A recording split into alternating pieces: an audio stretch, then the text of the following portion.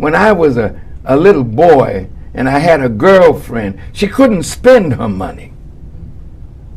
And sometimes she had more than me. But when all my money was done that I spent for both of us to have ice cream from the ice cream parlor or some little thing that we would do, I would not let her spend her money on me, because a real man don't let a woman take care of him. Can no woman love a man that she's taken care of? You become her child. Her voice is stronger than yours in the house, so don't even try to boss her around, because she the boss, and she knows it even if she don't say it.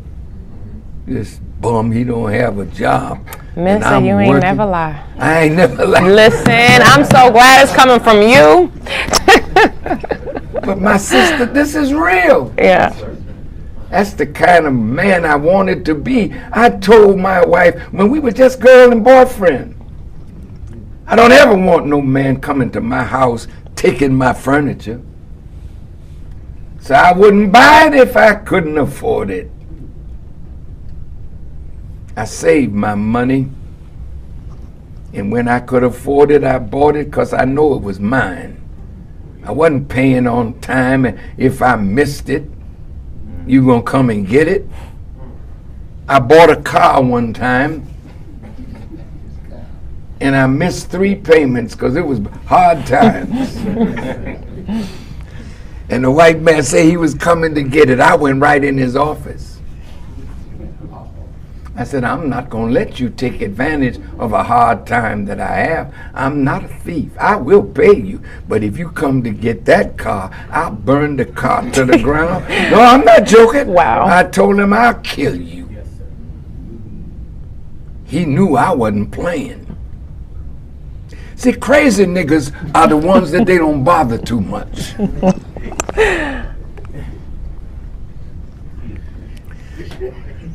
What? Well. and Kenny Gamble, Lukeman, asked me, his school was having, you know, what do you call it, class reunion, and he wanted to bring me there to speak, and he gave me $5,000 for the speech. And I went right to that man that I owed. I said, here's your money. You know, God favors you when you're willing to die for something. That's right. Yes, sir. I bought a gun.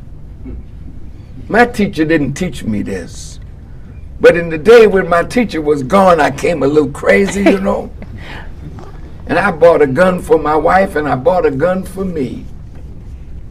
We lived in a neighborhood that was kind of like when you get a place and you don't really understand your surroundings. They didn't want no black folk in there, but there was 1 or 2 hanging around.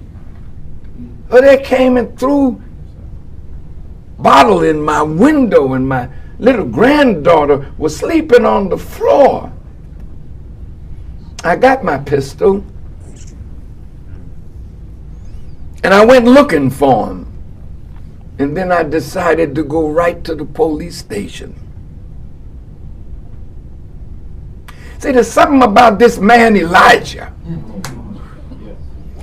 that when you know him, he takes fear out of you. When you know yourself and you know God, you're not a weak, spineless, punctified man.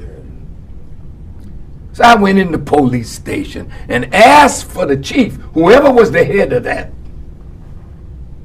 I said, sir,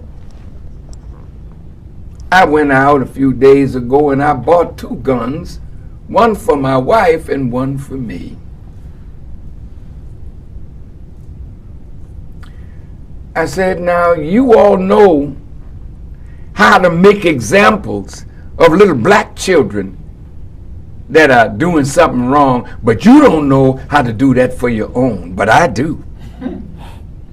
So the next little white boy that comes throwing something in my window, I'm gonna put a bullet in his you know what.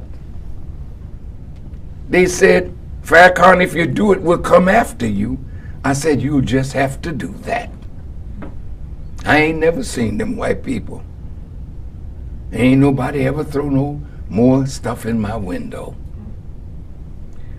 There comes a time in your life when you can't take no more. That's the time you decide it's either life or death, but tyranny has to cease. That's the time we're living in now. No more Trayvon Martin. No more Tamir Rice. No more Eric Garner, because that's always going to be until we decide. Yes. That must end. And when you decide that it will end, because then you're ready to pay whatever the price is to bring it to an end.